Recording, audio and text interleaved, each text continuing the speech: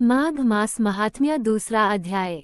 राजा के वचन सुनकर तपस्वी कहने लगा कि हे राजन, भगवान सूर्य बहुत शीघ्र उदय होने वाले हैं, इसलिए ये समय हमारे लिए स्नान का है, कथा का नहीं। सो आप स्नान करके अपने घर को जाओ और अपने गुरु श्री वशिष्ठ जी से इस महात्म्य को सुनो।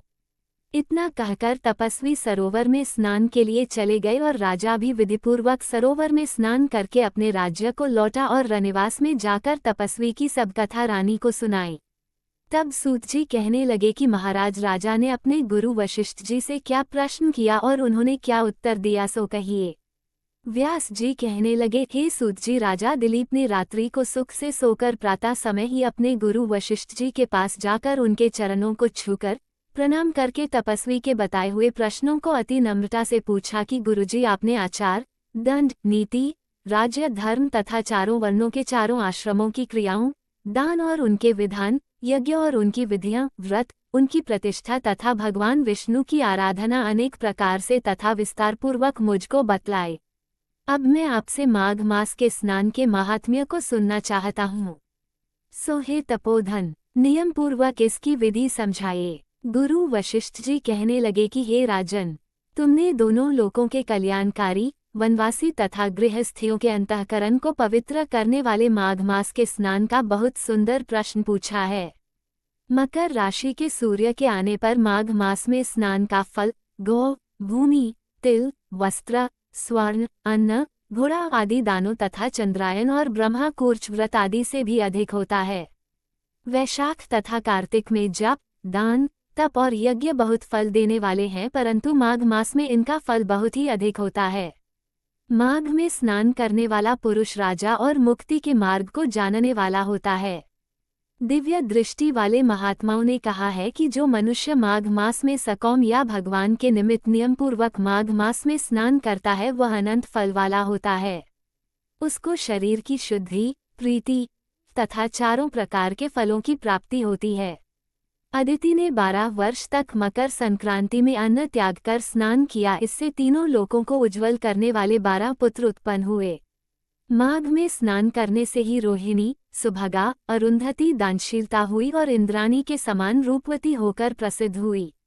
जो माघ मास में स्नान करते हैं तथा देवताओं के पूजन में तत्पर रहते हैं, उनको सुंदर स्थान, हाथी और घोड़ों की सवारी तथा दान को द्रव्य प्राप्त होता है।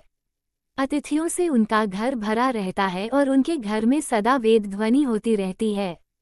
वो मनुष्य धन्य है जो माघ मास में स्नान करते हैं, दान देते हैं तथा व्रत और नियमों का पालन करते हैं, और दूसरों के पुण्यों के क्षीण होने से मनुष्य स्वर्ग से वापस आ जाता है, परंतु जो मनुष्य माघ मास में स्नान करता है वह कभी स्वर्ग से वापस नहीं आता। इससे बढ़कर कोई नियम, तप, दान, पवित्र और पाप नाशक नहीं है। भृगुजी ने मणि पर्वत पर विद्याधरों को ये सुनाया था।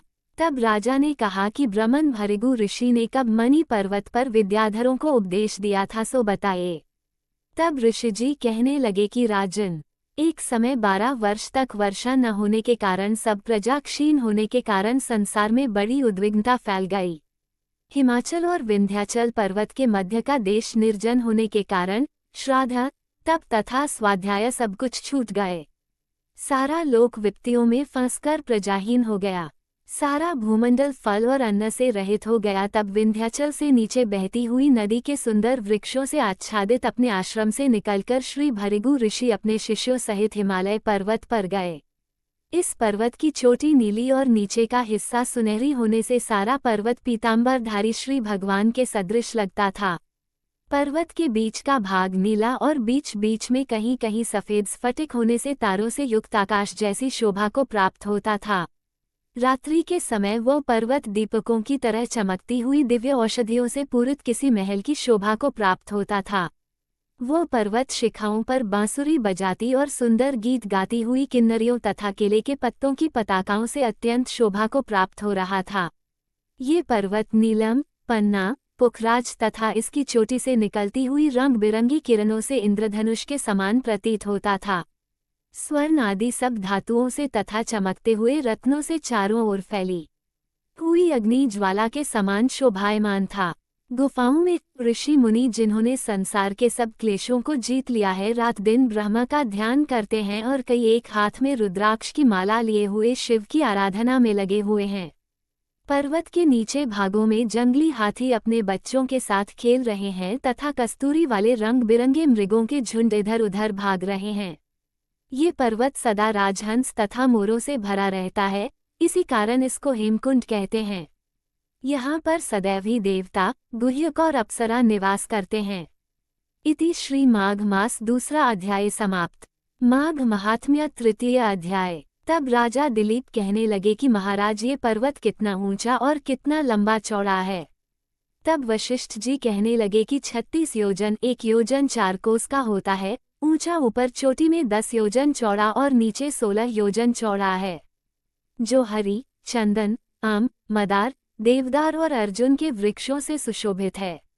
दुर्भिक्ष से दुखी होकर इस पर्वत को और फल फूलों से परिपूर्ण देखकर भृगु वहीं रहने लगे और यहाँ पर कंदराओं, वनों और उपवनों में बहुत दिनों तक तप करते रहे।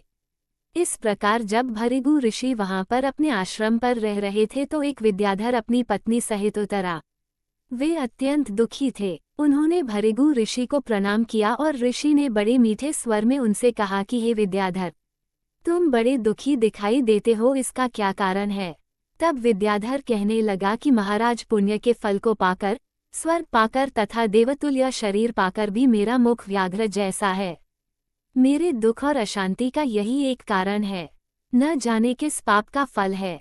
मेरे चित्त की व्याकुलता का दूसरा कारण भी सुनिए।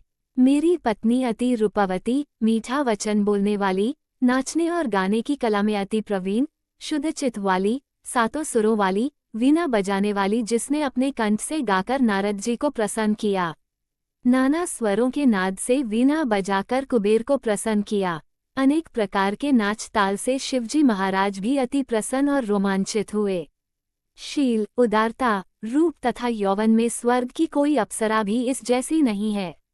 कहाँ चंद्रमुखी स्त्री और कहाँ मैं व्याघ्र मुख वाला, यही चिंता सदैव मेरे हृदय को जलाती है। विद्याधर के वचन सुनकर तीनों लोकों की भूत, भविष्य और वर्तमान की बात जानने वाले तथा दिव्य दृष्टि वाले ऋषि कहने लगे कि हे विद्याधर, कर्म के विचित्र फलों को प्राप्त होकर ज्ञानी पुरुष भी मोह को प्राप्त हो जाते हैं। मक्खी के पैर जितना विष भी प्राण लेने वाला हो जाता है। छोटे छोटे पापों का फल भी अत्यंत दुखदायी हो जाता है। तुमने माघ मास की एकादशी का व्रत करके द्वादशी न आने तक शरीर में तेल लगाया, इसी पाप कर्म से व्याघ्र हुए। एकादशी के दिन उपवास करके द्वादशी को तेल लगाने से राजा पुरूरवा ने भी कुरूप शरीर पाया था। तब वो अपने कुरूप शरीर को देखकर दुखी होकर हिमालय पर्वत पर देव सरोवर के किनारे पर गया। प्रीतिपूर्वक शुद्ध स्नान कर कुशा के आसन पर बैठकर भगवान कमल नेत्र, शंख, चक्र, गदा, पद्म के धारण करने वाले पीताम्बर पहने, वनमाला धारण किए हुए विष्णु का चिंतन करते राजा पुरूरवा ने 3 मास तक निराहार रहकर भगवान का चिंतन किया। इस प्रकार 7 जन्मों में प्रसन्न होने वाले भगवान राजा के 3 महीने के तप से ही अति प्रसन्न हो गए और माघ की शुक्ल पक्ष की एकादशी को प्रसन्न होकर भगवान ने अपने शंख के जल से राजा को पवित्र किया। भगवान ने उसके तेल लगाने की बात याद दिलाकर सुंदर देवताओं का सा रूप दिया, जिसको देखकर उर्वशी भी उसको चाहने लगी और राजा कृतकृत्य होकर अपनी पुरी को चला गया। भृगु ऋषि कहने लगे कि हे विद्याधर, इसलिए तुम क्यों दुखी होते हो? यदि तुम अपना ये राक्षसी रूप छोड़ना चाहते हो तो मेरा कहना मानकर जल्दी ही पापों को नष्ट करने वाली हेमकूट नदी में माघ में स्नान करो, जहाँ पर ऋषि सिद्ध देवता निवास करते हैं। अब मैं इसकी विधि बतलाता हूँ। तुम्हारे भाग्य से माघ मास आज से 5वें दिन ही आने वाला है। पौष शुक्ल एकादशी से इस व्रत को आरंभ करो। भूमि पर सोना, जितेंद्रिय रहकर दिन में 3 समय स्नान करके महीना भर निराहार रहो। सब भोगों को त्याग कर तीनों समय भगवान विष्णु का पूजन करो। जब तुम द्वादशी को शिवजी स्तोत्र और मंत्रों से पूजन करोगे तो तुम्हारा मुख देखकर सभी चकित हो जाएंगे और तुम अपनी पत्नी के साथ सुखपूर्वक रहोगे। माघ मास के प्रभाव को जानकर सदा माघ में स्नान करो। पाप दरिद्रता से बचने के लिए मनुष्य को सदा यत्न से माघ मास का स्नान करना चाहिए। स्नान करने वाला इस लोक तथा परलोक में सदा सुख पाता है।